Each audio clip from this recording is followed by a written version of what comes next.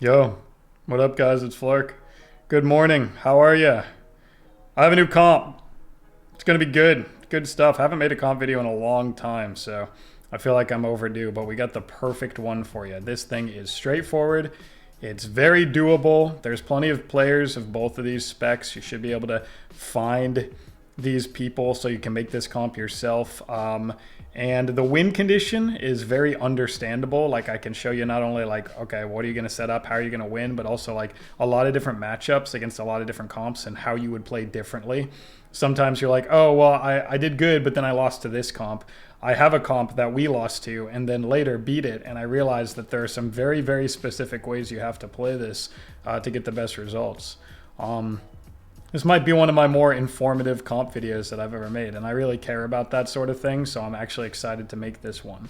So yeah, first we gotta say what the comp even is. So that's Unholy DK, Beast Mastery Hunter, Disc Priest. And yes, before you ask, I do believe the specs are pretty locked in. Those are the three specs, like you couldn't play Holy and Survival Frost, right? See, there's alternate ways to use these three classes, but I don't think they're nearly as good, and you'll see why with the synergies that these three specs come up with. So let me say it again, for definitive sake.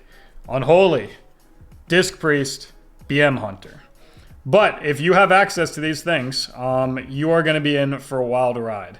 So I have some gameplay footage that we're going to analyze, and while we're doing it, we're going to explain the comp, how it plays, and how we win, to give you guys effectively a guide and a gameplay review, both at the same time. I think a lot of people are asking for exactly that, so I hope I was finally able to deliver for you guys. But let's get into it. Break. Okay, so let's get into it. I'm going to give you a brief synopsis of the comp and how to play it and how to win, you know, the guide portion, and then we'll jump right into the gameplay review. Sorry for the stream flare here and there. You know, I don't have a video recording of this, so I'm just watching my own stream for the gameplay review, but all the important stuff is right here in the middle, so hopefully you should be able to see that no problem. But yeah, sorry about that. But yeah, let's get into it. How do you win as Hunter DK Disc? Well, stun, trap, fear, silence. This is a CC chain. There's something very notable about those CCs in that chain.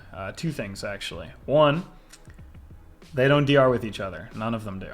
And two, they all last a long time for instant CC. That's a 5-second stun into a 7-second trap into a 5-second fear into a 4-second silence. That is an enormous amount of CC. And like I said, it's instant and very difficult to disrupt. The stun happens, which means the healer is now in place, which means the trap should land. And a stun into trap is a long amount of CC, allowing the priest to get over there with enough time to fear out. And then the silence is just instant. And if it's that long, it kind of by necessity requires a trinket from the healer because they can't live 30 seconds or 20 seconds on their own as a DPS. Most DPS have lost a lot of self-healing right now. That's why the pacing of the meta is so quick.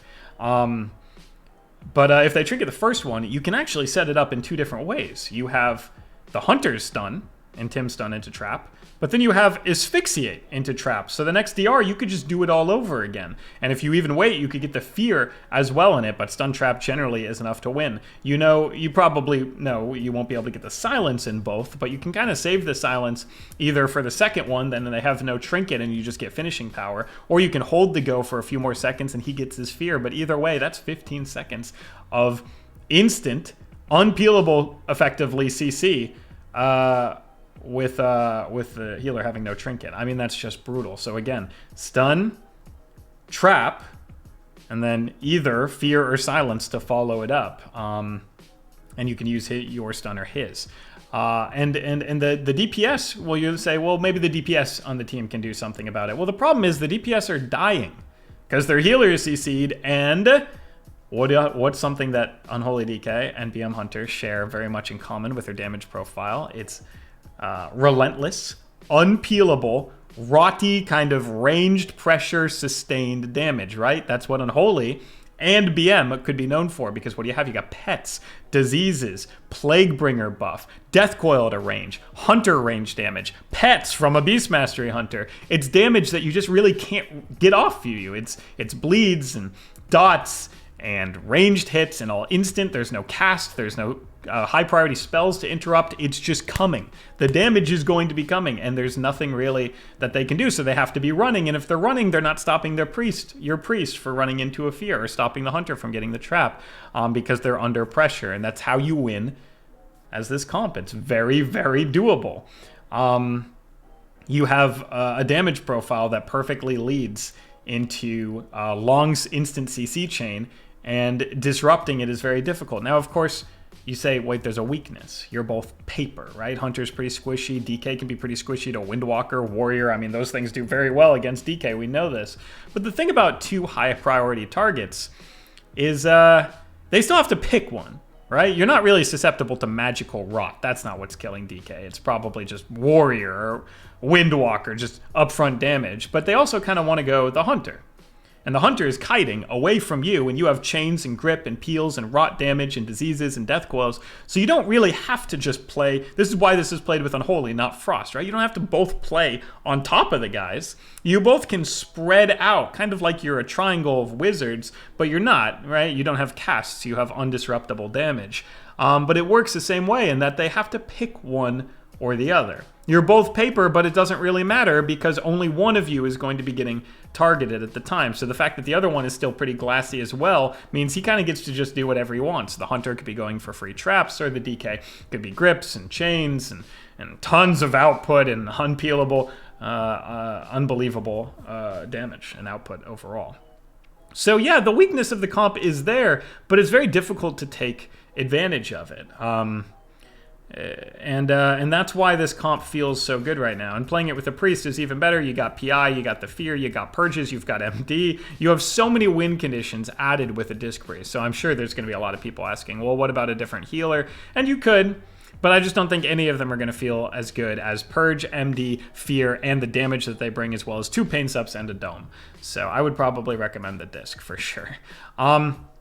Okay, so in this video, we're going to go over some, now you know, right? There's a CC chain. That's how you win, do damage. It's very doable, but you need to see some situational stuff too. In this video, we'll just go through how this all looks. I haven't really watched this back yet, so we can react in real time. I've done that for pretty much all my gameplay reviews, and people seem to appreciate it. It resonates with them. And also, there's a comp that we lost to, and then I figured out, or not I, sorry, that sounds very egotistical. We, as a team, figured out, and subsequently what I had to do. That's why I said what I had to do differently in order for us to win. I feel like it's very interesting because there was like, I was playing to win the game. And what we ended up figuring out is that if I kind of play very passively and let the hunter kind of just do damage to range, and I do damage to range, just like I said our strengths were, and really just sit by the pillar until we have windows, we were able to win. So we'll go over that one too, that comp, and what happened wrong, what I did wrong, and then what we did right to win. So, okay. So starting off though, we have Rogue, Mage, Priest. That's a pretty staple comp, so it's always good to know how we do into this, and the answer is very, very, very good. These specs do not handle sustained damage very well, which is what we have in spades. We have 50 ways to stop their opener, A-bomb, double D&D, flare, traps, very difficult for them to even open on us, and once we get the opener on them and pull them out of stealth and immediately start going, they're immediately behind. So let's take a look. Our kill target is going to be Rogue. You could absolutely go either, and swaps are great, especially on Pain Sup. You could swap to the Mage, get cooldowns on him, then swap back to the Rogue, get cooldowns on him. You can swap off Evasion. You can swap this. Big debuffs is going to be very useful for this. I just made a add-on video that'll show all my weak auras, my add-ons, everything, so please check that out on my YouTube channel. It's very clear which one it is. It's the one with the add-ons in the thumbnail. But yeah, you can take a look at that. Okay, so obviously we look for the pullout here, and we get it, because we have 16 different ways to get it, and it's going to be very difficult for them to avoid this. So there's the A-bomb pullout, and now we immediately open on the Rogue, because that's a kill target anyway. He can stun trap here. I'm going to use my defensives to get out of the first kidney, because I still have Trinket. AMS is a 40-second cooldown. I'll have Trinket, Lichborn, AMS. We have every cooldown from the Priest as well, double Paints Up and Dome. So don't feel, if you're going to get a really good opener, because you can see, here's my boy, Ryler Hunt, looking for the trap on the Priest. He's going to stun trap the Priest, and we're going to nuke this Rogue. There's no point in saving. When we have Paints Up, Dome, IBF, AMS, Trinket, right? There's no reason to save all of those the whole game when you can get an amazing opener like this one. So I IBF out of the first stun him, and then we just set up the unlimited damage, and now you can see the stun over here on the priest, which is going to get paints up, but we can actually go through this because he's already half health and he's about to get trapped out of that. So now the trap comes in, and we get evasion. See, if I hadn't just gone, like I hadn't said, okay, you're half health, it's paints up, whatever, our go, or if I just sat the full kidney, or if I had just done nothing and just been like, okay, well, I don't want to overcommit here, then we wouldn't have gotten all this. But now we're going to get cloak, evasion, and paints up, right? So here comes the limb, and he has to cloak. Why does he have to cloak? Because it's not just physical damage that we're doing, but all the magical damage from all the rots, from the limb ticks, from the death coils, and the priest is still trapped, and if he trinkets the last 2 seconds of a trap, that would be foolish. But if Palumor dies here, that would also probably be bad for them, right? Because then they would lose the game. So he had to use everything. Now I take an enormous amount of damage. You can see the first paints up comes out. It looks a little sketchy because it's like, oh, they get all the counter pressure in the world. Sure. But we have 4 cooldowns left for this. Trinket, paints up, dome, right? So press one of them, live to see another day. The rogue has absolutely nothing. Pressure keeps coming. He's got to use a vanish. Now he literally has not a single out for anything. I missed the kick on the mage because he's just awesome and I suck, I guess. But now you can see that that's a really big problem because he gets that aura mastery, he gets guaranteed stuff off. But the rogue comes out from the diseases as he has no cloak, and we just go back over to the rogue here. And now all we need to do is set up pretty much one more go and we win. I trinket out of this kidney. So the next save 100% is my priest's, and he was kicked here, which he talked about in comms, so I was able to trinket, and now he's still going to have his save for the next go. There's a dome here that we can use because I didn't have a wall to pair with the trinket, but it ends up being a perfect play as I trinket and get out of this. Then he gets the dome down before the poly, and we get the final paints up. Now we already talked about how the rogue was out of cooldowns. Well, now the priest is out of cooldown, so we still have instant CC and tons of damage. So we're actually just going to stay on rogue and effectively ignore the mage. The damage is really high, but again, look at all these cooldowns we still have. Again, this looks terrifying the entire time, but if you remember, I mean, that's the pacing to get. Look, if any of you guys have played an arena since the patch, here's how everybody is playing, especially healers. Oh my god, oh my god, oh my god, oh my god, oh my god. Oh, we win. Nice, good job. Well done, everybody. That's the pacing of the game right now.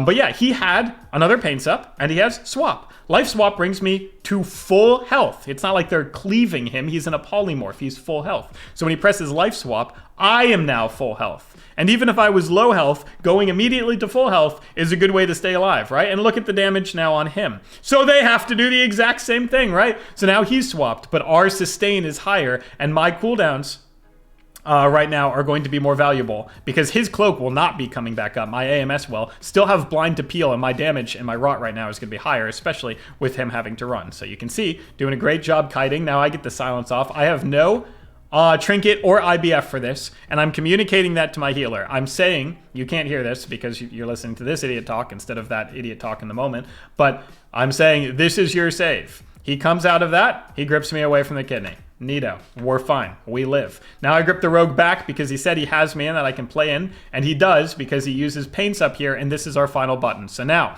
both teams have gone through everything. No cloak, no evasion, no trinket, no paints ups, no dome, because it's down now, no swap, and the exact same thing can be said about my priest. So both teams have done, I mean, this is a fantastic RMP, right? So both teams have done what they needed to do to find a win condition. But who gets it first? Of course, the team doing, 150% of the total damage, right? Because Unholy DK and BM Hunter are known for just oozing output. It has nothing to do with me. I'm not saying, oh yeah, because I'm so good that I can press 1, 2, 3. That's what BM Hunter and Unholy DK do. This is our win condition, right? We're going to win this because we have more overall damage and no team has any CC. There's a trap, doesn't break, look for a war stomp, dead, right?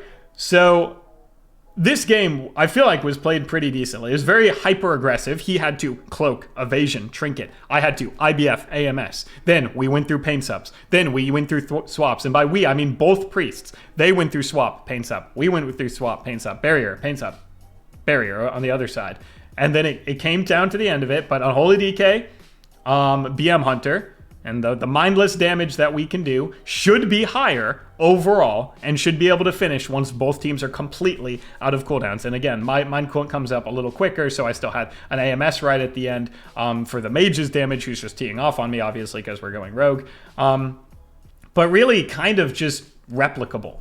That's what I would say about it. This is very replicable. We didn't really do, I mean, outside of having comms and, you know, not overlapping, because if in the beginning I had IBF'd AMS'd and then he had also pain supped me and trinket pain supped me or something, if he was in a poly or a blind, that would be very bad because then we wouldn't have had. But one of the great things we did here is you could see it was always one thing on me. IBF AMS, then trinket dome, then pain sup, then swap, then pain sup. It was never pain sup, swap, train, right? It's not all of that at the same time. So that's one thing we did well. But everything else is super replicable. I just did damage and ran at the rogue in circles. We crowd controlled the healer. That is replicable. I'm certain you can crowd control the healer, right? This is like rudimentary stuff, right? This comp's very doable. And that's great because I'm 30 years old. I can't do anything difficult anymore. But just play the game, find a kill target, go it the entire game. You can swap off of things like pain sup, but you saw in this game, and you will. I swapped off of Iron Bark. In one of the games I'm going to show you, I swap off Iron Bark. You can't just go into that full Hots and Iron Bark. But in this one, you saw how, yeah, absolutely, I could have swapped off pain sup, but he was half health. And I had 6 wounds on him, and I was doing the most damage in game. We got cloak and evasion by just not swapping there, which is ridiculous, right? So that's the power of the comp. Again, what did you see? You saw silence on the healer. You saw stun traps on the healer. You saw, I ended up stunning the rogue because while I did say you could set up yours fix into trap as well, and I do that in some of these games. You can look at my Twitch VODs if you want to see like all the games that we played on this day. I think the thing is called Big Threes Pushing Glad with Unholy DK. That's the VOD. But the reason I stunned Rogue is because this is a squishier comp, but a very high octane power level comp, right? So if I just only use my CC on the healer, yeah, we would get a lot, but we're going to get a lot anyway because they're pretty squishy, and I might die. Getting Trinket out of the Rogue is valuable because then when I stun him on a go, like if I Trinket into stun him or IBF into stun him or just stun him before a go and set up pressure on him, he's in it for 5 seconds. Rogue in stun for 5 seconds could be a dead Rogue. So you can absolutely do, right? Nothing is set in stone in PvP. It's not like you have a simulation that you play with. You effectively make decisions based on the enemy team's comp. So in this comp, you saw the rotation of CDs, and the decision that I made was instead of stun trapping for him so we could get a more frequent go, I let him set up his own stun traps and stunned Rogue to get out this trinket and stun him. As you can see, still 13 seconds on cooldown. We were using it to make sure that we could disrupt the Rogue because squishy, glass cannon, there you go. So this is a decision making. Okay, so RMP, good RMP. We're able to win, mindless damage, love it. It's perfect for an old man like me. All right, so now we go into the next one. I think this one is, yes, good. This is the comp we lost to once, and we beat them once. And when we, let me make sure that this is the second time we played them. It is fantastic. So I'm not only trying to show wins here, of course, I get it, you know, so I'm literally telling you I lost to them, okay? So ego aside, I lost to this team. They played great. What we did is we played in the entire time because as a DK, you're probably used to being pretty good against casters, and I thought they were going to go my hunter, so I tried to play in. They bludgeon me when I do that. I can't actually stay in line of sight of these guys with no spell warden, or at least very nerfed spell warden. You cannot do what you did before. But we all said, wait, BM Hunter just has tons of physical ranged damage, which will be really hard for a mage and a lock to deal with because they're cloth and it's all instant. So they can't really line it because it's just going to come. So if you kind of play like a BM Hunter and just sit on pillars when you have to and reset when you have to, they should just lose eventually, right? They just run out of cooldowns and they can't really counter you when you're at a pillar because they have to cast spells and you guys don't. So that's what we did. So we lost to this team, and then we did that. So I would love to show you this one because it is a point of like, oh, okay, a different comp. We have to play a different way. Yeah, we did pretty good overall. I don't know what that said, like 13.5 or something. I went from 22 something to 24. We'll push up the Glad sometime because it's a great mount this season, really a great mount. Okay, you can see already not very Flarkness-esque. I did not run into their side, A-bomb the mage out, and immediately start going. Probably the first time. I haven't done that in a VOD review since I was born. We play pillar. Gripped him to the pillar. And now we're going to swap based on who is out. So now you can see double grip, and we got limb to keep the mage into the middle. Okay, so now we can go mage. All right, but as soon as we run out of pressure here, and I got my gargoyle down, lots of damage, you can see, let's burn the fear. As soon as we run out of pressure here, I'm going to play back. So that's a big glacial spike, and there you go. Okay, so grip him away from the big mess. Try and stay active so we can get some cooldown out of him. But this is good. And here's the stun trap on the healer. So this is good. So last time, just to be fully transparent, I did the A-bomb thing in. I ran in. They got all of my cooldowns in the beginning. And then I chased the mage to their side. Which puts my priest in an awkward position. It's not just that I'm not lining them right now, but I'm not literally 50 yards deep, which means my priest can play a little bit closer to a pillar, which means he's able to keep me up. And in that last game, I died. Obviously, I just died. They just killed me. But in this game, I am still alive. My health pool is actually at 100%, which is not dead. Very nice. So you can see, we gripped, locked to pillar, started him, then got a limb grip on the mage, pulled mage back over, pulled mage again, put him on our pillar, and started doing damage on him. Full health, we can still play aggressive, and now the stun trap is going to come in, and we're, of course, going to try and get blocks by just keeping up that range damage. The other thing here is you can see that I am running post-nerf Spell Warden. Because I'm never going to push all the way up to the Mistweaver. String is kind of a low range, and Necrotic Aura is not that great because he's all physical damage. So while Spell Warden is very, very nerfed right now, there are still these situations where it's like, yeah, but it does something still. It gives me a shield against all of their damage because all their damage is magical, and it slows their casting still a little bit, which will give me even more survivability, so I decided to run it. Okay, sorry about all that talking. So he pain subs me, I dip back, they do so much damage all game, so we are playing pretty frantic. But I'm waiting now for grip, and you can see this is exactly what I talked about. I don't think you've ever probably seen me do this in any situation ever. I'm literally just running and death striking off the infernal, you can see, and then I get grip back up, and then I grip him here and kick him on glacial because that glacial is about to do a lot of damage. And now he just kind of pokes out. You can see the hunter's very good at this. You say, wait a minute, you didn't grip him over to the hunter, you gripped him to some arbitrary pillar. He's a BM hunter, man. Look at it. He just pokes out and presses kill command cobra shot. Like, it's very, very doable for him, no matter where I pull this guy. For him to get uptime and value. So you just got to play in a way that allows you to play on a pillar and keep the pressure up. And you don't have to worry about, you don't even want to grip people to your BM Hunter anyway. He's a ranged, yeah, it's good. Right, so there's a kick on Glacial. He's chasing around for some CC. Now we get super coiled, but I AMS it. Super coiled meaning it's in a bane. There's like 6 coils coming out. He gets a trap out here. It's going to break to the diseases, unfortunately. That one probably would have been great for us, but we're going to play pillar anyway. The triple sweep is brutal. IIBF, and that's a great rim. So this is a great play from the Mistweaver Monk. He recognizes that we're all trying to dip back to pillar, but if we all try and dip back to the pillar at the same time, my boy has an opportunity for a triple sweep, and he rops us away from the pillar. So, ouch. Great job, Mistweaver, but we do manage to stay alive by just trying to get away. Kubsky, you can see, has seen better days because of that Mistweaver's really heads-up play. But once he gets to the pillar, he has to dome, but once he gets to the pillar, he's actually going to live.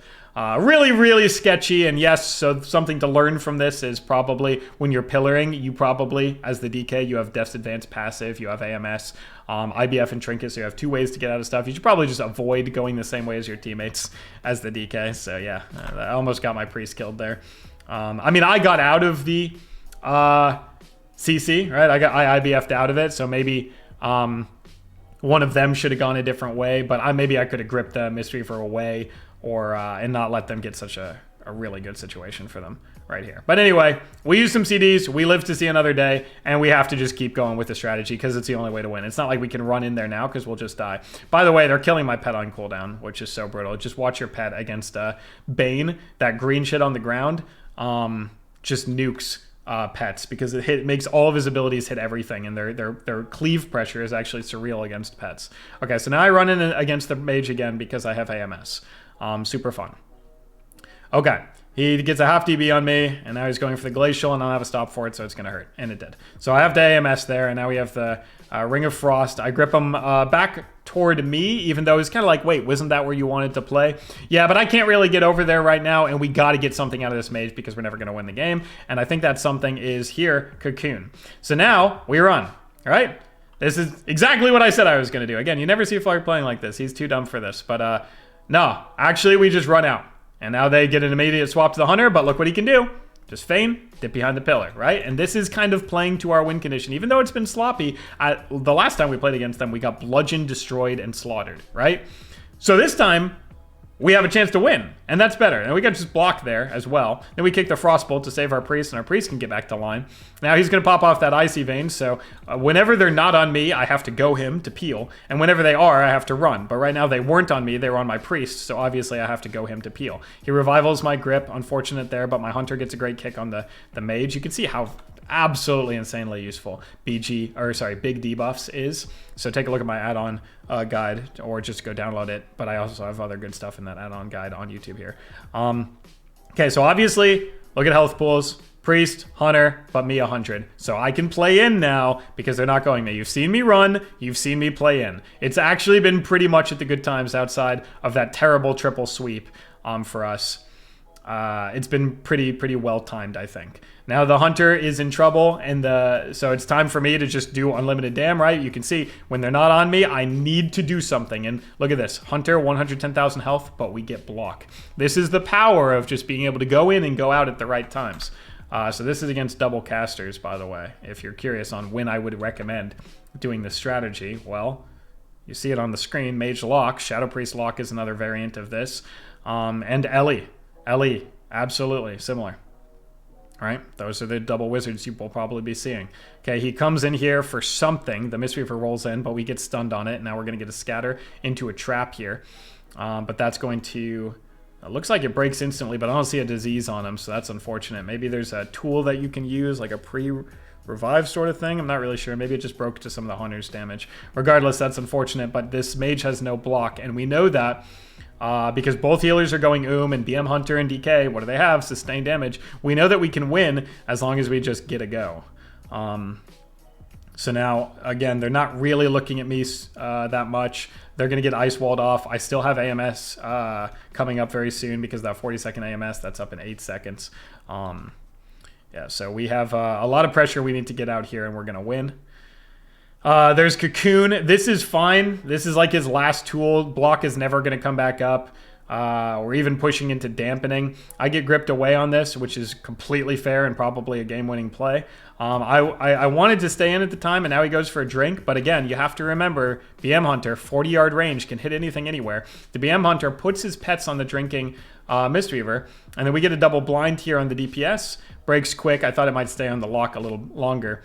But the Mage is just out of things, and dampening is coming up, and I have AMS back up, and there's just nothing really they can press. Look at that, revival. They have no Cocoon, no revival, no block, and the war of attrition this time is won by us, right? Because it was actually a war of attrition. Again, the first time he just bludgeoned me. They kicked me in the shins, and I fell over and did the Family Guy pain voice for a little while, right?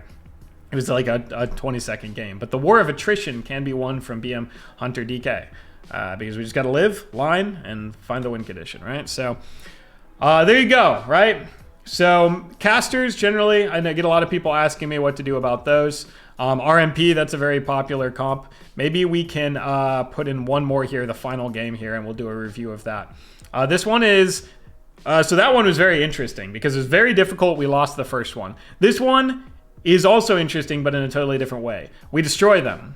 They have no chance to win from start to finish the game. And I think the reason for that is, wow, BM Hunter and Unholy DK do very, very, very well against Shadow Priest. We have Purge for the rdruid's Hots. We have Trank Shot for the rdruid's Hots, so we have 2 Purges. We have Stun Trap that they can't avoid. They can't really counter pressure because they're more Rot-oriented, and like I said, DK is very good against that. You can see I'm running Spell Warden again. And these Cloth... And he has good defensives for burst situations like Disperse and Swap. But then when he's just constantly dying, well, here, you'll see. So perfect setup is Unholy Assault, APOC, Dark Transform, Unholy Blight, and look at this. Just pet stunned him, and now we have Fear out of that, and we have the Grip stun and the Lock just to peel. We swap back over to the Lock, stop them from getting anything out in the open. He paints ups me early. Now we go back to the Shadow Priest and we kick him. Swapping against rdruids is so brutal. Look at this. The Lock is already almost dead because guess what the Lock didn't have on him? Hots, because we went Shadow Priest to start, but our burst was still going. Now we swap to the Lock and get him to 44,000 health. Of course, I'm rooted here. I'm not going to chase behind a pillar, and he drains himself back up. But that means the rdruid is now healing the Lock, which means we can go Shadow Priest. And if we go Shadow Priest, when the rdruid puts everything on the Lock, now the Shadow Priest doesn't have anything, and we swap back over to him. We also have CC coming up. That's Trank. He has to Trank because he can't get CC'd there. Now he's going to get scattered into possibly Trap. No, Grip Blind, even better. War Stomp, Cow Racial coming in. That's Blind just finishes now, so it didn't even break. And we still have my stun coming up in 2 seconds. That's Swap on the rdruid, who's also taking rot damage. And then he just dies. We have stun coming back up, but we don't need to press. Holy cow. I mean, what do you even learn from this game besides, wow, stay aggro against SP Aflock and you're going to be loving it. So that's really good. That's really good. You can swap on rdruid's hots. You can get CC. I had stun come right back up at the end. So we actually had stun. He had no trinket. So even if he doesn't just die there, he dies there anyway. So yeah, some things that we might counter. Really good stuff. The first game had a melee. It was a rogue, so possibly I could show you guys one more game. Let me see if I can find a really. There's the one we lost. Let me see if I can find a good melee. Oh, beautiful, Windwalker Monk. I was gonna end it there, but I realized, you know, a lot of people are gonna ask, well, okay, well, what do you do into melees? And there's nothing more bruiser against a DK. Well, maybe Warrior, but there's nothing more bruiser against a DK than a Windwalker Monk in my eyes, because their burst is higher than Warrior, and they're more difficult to chains and run, I feel like, because they also kind of want to run, so you're giving them their cooldowns back when you chains and run. Warriors kind of rot, and then they can't like port out. But Windwalkers are like, oh, you're going to chains and run for me? Sure, I'll just port behind this pillar and then wait for my cooldowns to come back up and come in and decimate you. So, and that's what happens. I take the most damage this all game. But you can see, again, some of the swaps end up being super good. So we end up starting Windwalker Monk. Stun on him again. This is a glassy, high priority target. So instead of stun trapping, we're going to stun the Windwalker Monk. And we do get his trinket instantly. And then War Stomp the Fists. And then we get Iron Bark. So we should probably swap off this. But you can see how much damage he's still taking. We get fort by not swapping off. I feel like I still should have, but we end up getting so many cooldowns. I just had wounds on him, and I didn't know if the Mage was going to be a decent target there. But we are going to do some swaps later that you'll see end up winning us the game. Double blind on the Fists, I really like that. rdruid had come in for it, so now he gets double blinded, and then we get a trap off of that. Geez, so you even trap off blind here.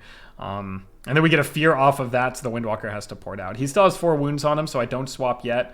And I wanted to make the hots reapply because he was in a long CC chain. Now we have to IBF the bash because I'm literally nearly dead already. Then we got the stun, though, and of course this one we know he has no trinket for. There's the dome on me, and I'm going to sit in that. Oh, pet stunned him, tried to catch him low. Great save from the rdruid. I can't believe they didn't die there. And now we have another trap. So again... oh, that one breaks to the diseases. That one I could have actually, there, look at that, self-commentary. I absolutely could have stopped that from happening. I went to reapply the disease on the Windwalker Monk, but Virulent Plague has or Virulent, people tell me I pronounced that wrong, has a little splash, right, that it applies to multiple targets at the beginning if you press it on somebody close by to somebody else, and that splash actually broke him out of the trap. So there you go, self-reflection, did that wrong. Silenced him. But that could have been a trap into silence, which would have been way better. I promise swaps in this one. I'm certain that we do it. So keep your eyes peeled. Because I'm pretty sure the Mage dies in this game. So I don't know how the Mage would be dead if we didn't swap to him. But I am taking an enormous amount of damage. That's a great blind to peel. Pretty much almost died there. Gave him a chance to swap me with that blind. Now we get another trap. This one I don't break with the stun onto the Windwalker Monk. And this is delightful. Now it's Iron Bark. This time, do we swap off? You can see I'm looking at him. Yeah, so we swap off Iron Bark here. the Windwalker Monk Serenities, and I don't want to be on top of him anyway. So it ends up actually, yes, that's probably a perfect swap, right? Because what did I say about the Bruiser melee against 2 paper targets? Just don't stack up on them during all their cooldowns. This time, because I'm not doing my entire burst, I swap off the Iron Bark, you can see it, and the Serenity, you can see it, and now I'm not getting cleaved to death, which probably would have resulted in my death, and I'm stopping some of what the Mage does here. Hopefully I don't get juked over and over, because these guys have been doing that. Maybe looking for a swap back. I think I just want to peel. There's a grip, a chains, but of course you can see that Windwalker mobility. That's why Warriors may be a little easier for us, because Warriors, yeah, and look, Tiger's Lust, and Jake gets beyond the pillar, but now that swap that I set up earlier ends up, see, he kicked and I kicked at the same time, so he gets that aura mastery. That's unfortunate for us. But the swap that I set up earlier ends up giving us an enormous amount of pressure, because he was still low and had no hots on him and had dots on him. So we swap over, and that ends up giving huge pressure. Now I can stun this guy, get his trinket again. That's dampen and port. But once again, we've gotten, oh my god, he jukes me every time, man. So don't get juked by Ace as much. There's another thing we can lay. There you go, and he's dead. Right, okay, so the swaps end up effectively, exactly giving us a win condition, because without those swaps, we 100% lose, right? I'm getting bludgeoned the entire game. This paints up on me is our last cooldown, and the Windwalker is kiting out all of our goes effectively very well. But the Mage ends up dying because of those swaps where he has no hots, doesn't really have much self-healing, and we can both hit him from across the map, so his kiting doesn't really do much against a BM Hunter. In fact, again, I could have probably swapped in the beginning, but the second one ended up being really good on the Serenity Iron Bark. Here's some stuff to work on. I broke trap with Virulent, and I got juked by ACX or ACX like 785,000 times. So avoid doing that, and you'll do even better than I did in this game here. Okay. So a little haphazard overview. Again, I've just watched these games, and the pacing of this meta right now is obscene. So health bars are slingshotting left and right. So don't worry if that's happening to you too. You're not doing anything wrong. But there you go. 4 unique comps in totally different manners. Close calls, great plays, terrible ones. But this comp, you can see it's very replicable. Do damage, stun trap. Most of the time I stun to kill target because they're so high priority, but against that S-Cleave, I probably didn't have to stun lock when I did. I think we ended up getting him to 33% health, because, and he trinketed and he had to dip out of there, but actually no, it was like 33k health, not even 33%. I don't remember what I said, but anyway, maybe I could have just set up stun traps on the healer, but then my stun was coming back up when the game was over anyway, so you can stun kill target and you can stun healer.